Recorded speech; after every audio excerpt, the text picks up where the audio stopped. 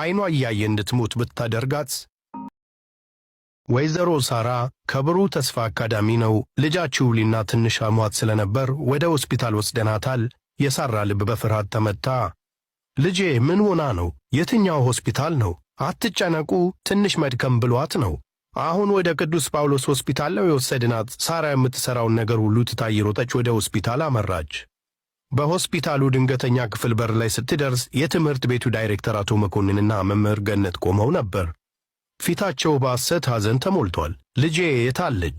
ሊናዬ የት ናት? አቶ መኮንን የሳራን ትከሻ ያዝ አድርጎ ወይዘሮ ሳራ እባክሽን ተረጋጊ አለ። ሁሉንም ነገር አድርገናል። ነገር ግን ምን? ሊናን ማትረፍ አልቻልንም። ያ ቃል የሳራን ዓለም በቅጽበት አፈረሰው። ጩኸቷ የሆስፒታሉን ኮሪደሮች አናወጠው። አይ ልጄ፣ ሊናዬ፣ አይቻልም። በዚያ የሐዘን ሰዓት አቶ መኮንን አንድ ታሪክ ነገራት። ሊና በክፍሉ ውስጥ በሰላም ተቀምጣ ሳለ በድንገት ነው የወደቀችው። ምንም አይነት የህመም ምልክት አላሳየችም ነበር። ድብቅ የሆነ የልብ ህመም ኖሯት መሆን አለበት። እኛም ወዲያውኑ ወደዚያ አመጣናት። መምህር ገነትም በጣም ነው የተደናገጠችው። መምህር ገነት አይኖቿን በእንባ እያራጩ ይቅርታ ወይዘሮ ሳራ፣ እኔ ምንም ላደርግላት አልቻልኩም አለች። ሳራ በሐዘን ተሰብራ የትምህርት ቤቱን ታሪክ አመነች። የልጇን ሕይወት የወሰደው ድንገተኛ የልብ ህመም እንደሆነ አመነች። የሊና የቀብር ሥነ ሥርዓት ልብ የሚሰብር ነበር። የትምህርት ቤቱ አስተዳደር የሐዘኑ ተካፋይ መስለው የአበባ ጉንጉን አስቀምጠው ሄዱ። ሳራ ከቀብር መልስ በባዶ ቤት ውስጥ ብቻዋን ስታለቅስ ስልኳ ጮኸ። የማታውቀው ቁጥር ነበር። ሄሎ ወይዘሮ ሳራ አለ። ድምፁ የሴት ነበር። አዎ፣ ማን ልበል? ስሜ አበባ እባላለሁ። የቤቲ እናት ነኝ። ቤቲ ከልጅሽ ከሊና ጋር አንድ ክፍል ነበር የምትማረው። የሳራ ልብ መምታት ጀመረ።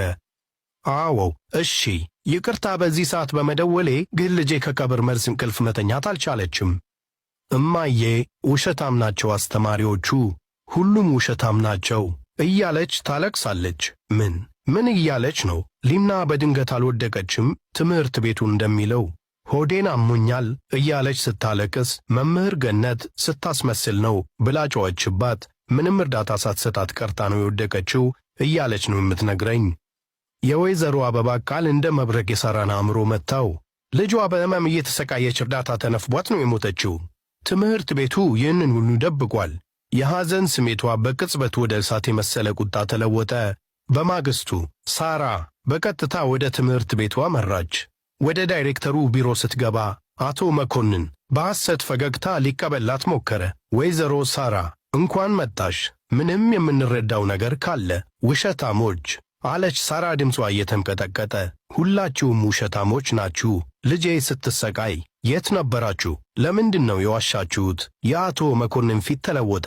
ወይዘሮ ሳራ ሐዘንሽን እረዳለሁ፣ ግን የምትናገሪውን ነገር አስተውሊ።